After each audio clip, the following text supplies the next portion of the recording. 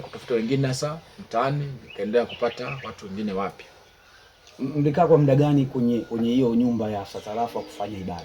Tulifanya ibada moja tu. Ibada moja ya kwanza kabisa. Baada ya hapo kituo kilichofuatia tukaja Suguti shule ya msingi. Haikuwa ngumu kupata ruhusa ya kuabudia shuleni? Hapana, na yule Afisa Tarafa nafikiri kulingana na nafasi yake aliongea na mkuu wa shule na mahusiano yao, kwa ikawa vipesi kupata darasa kulingana na yale mahusiano ya mkuu wa shule na Afisa Tarafa. Kwa ikawa vipesi kupata darasa la kufanyia ibada. Mlikaa kama muda gani kuabudia darasani?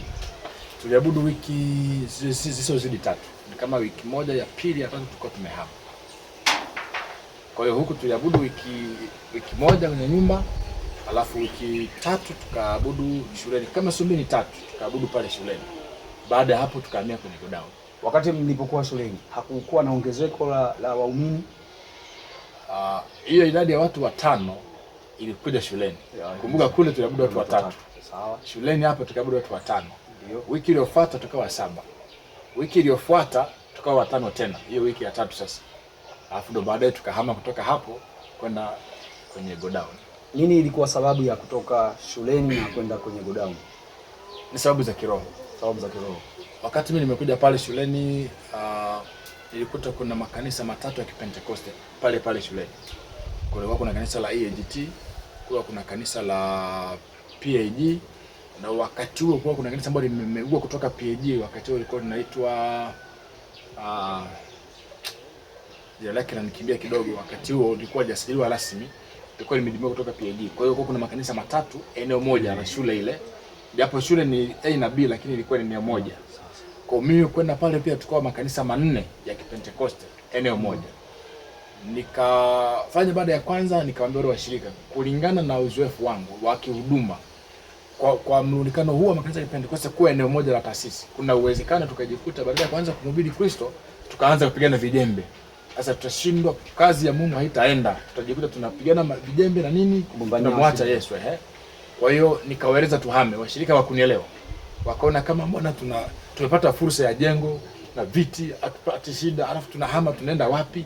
Hawakunielewa. Wiki ya pili nikamwambia tena. Hawakuelewa. Wiki ya 3 nilikuwa nimeongea na baadhi ya wazazi kwenye ushuhudaji wangu sasa. Wakaniambia sisi hatutakuja, tutakutumia watoto. Kwa hiyo Jumapili hiyo watoto wakatumwa waje. Wakati wanakuja watoto hawakufika kwenye jengo mimi naabudia. Wakaitwa kwenye jengo la kanisa lingine, wakaitwa mlangoni, wakaenda kule. Hawakuja huku. Kwa mimi nikajua hawajaja. Ndio watoke baadaye nikapita kwenye familia zao. Mbona watoto sijawaona? Wasema walikuja, wasema mchungaji ni muongo, hakuwepo kanisani. Maana afia kanisani mchungaji haupo. Nikamwambia bwana mimi nilikuwepo, afia kanisa gani? Ndio watoto wakasema tulifika pale tukaitwa, tukaenda kwenye kanisa lingine.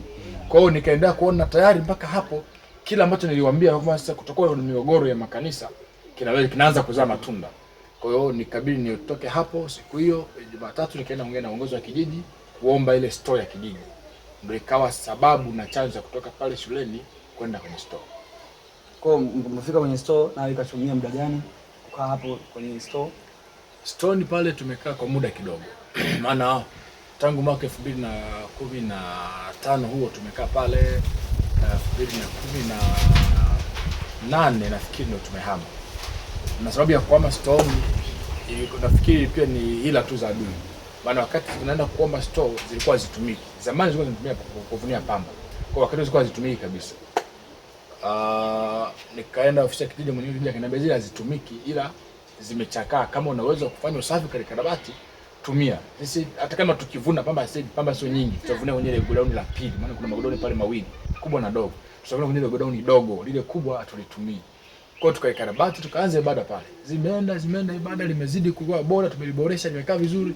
Ikafika kipindi cha kutaka kuvuna pamba. Wakataka kuvunia mule tunafanya ibada.